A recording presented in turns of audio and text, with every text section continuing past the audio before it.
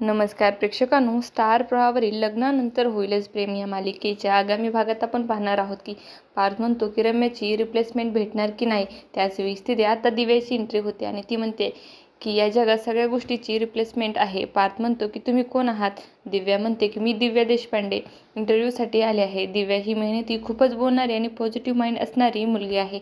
तिचा इंटरव्ह्यूमध्ये पार्थ पूर्णपणे हरवून जातो आणि दिव्या आता पार्थला इम्प्रेस करते आणि ती नोकरी मिळवते.